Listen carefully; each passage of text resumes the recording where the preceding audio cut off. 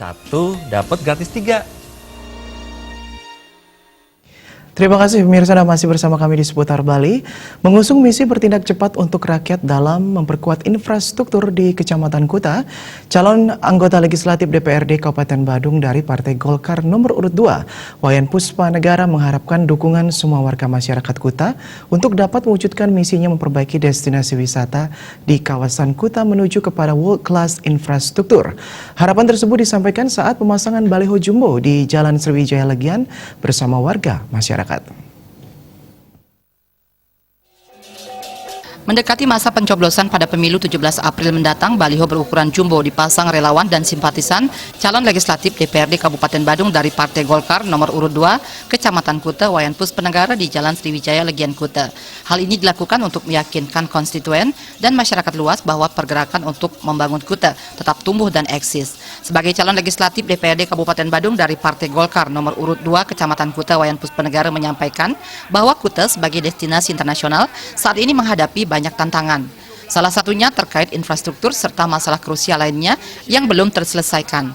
Puspa Negara berjanji jika sudah terpilih dirinya akan komit untuk mendorong perbaikan infrastruktur di kawasan Kuta yang terdiri dari 5 kelurahan yaitu Legian, Seminyak, Kuta, Tuban, dan Kedonganan.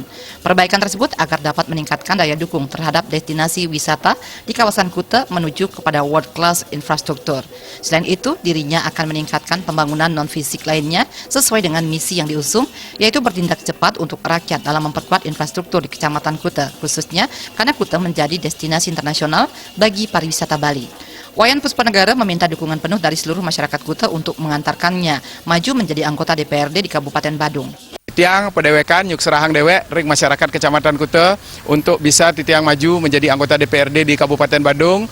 Misi utama kita adalah bertindak cepat untuk rakyat untuk memperkuat infrastruktur dan public goods yang ada di wilayah Kecamatan Kuta, karena Kuta adalah destinasi internasional, otomatis infrastrukturnya harus menjadi infrastruktur yang world class, tidak macet, tidak banyak penjahat atau pencopet, kemudian tidak banyak kriminalitas lainnya, dan kita ingin menciptakan Kuta sebagai destinasi yang kuat, utuh, nyaman sebagai destinasi internasional yang berkelanjutan.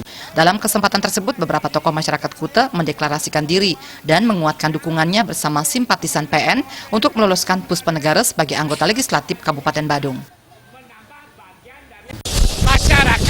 Masyarakat sangat memerlukan Bapak Wayan Puspa Negara untuk duduk di DPRD Badung. Jadi kita semua optimis untuk memenangkan Bapak Wayan Puspa Negara.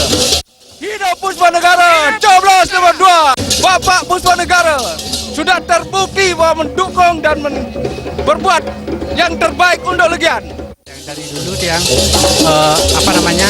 mendukung beliaunya ini biar beliaunya bisa naik. Sekian dukung Wayan Puspa Negara.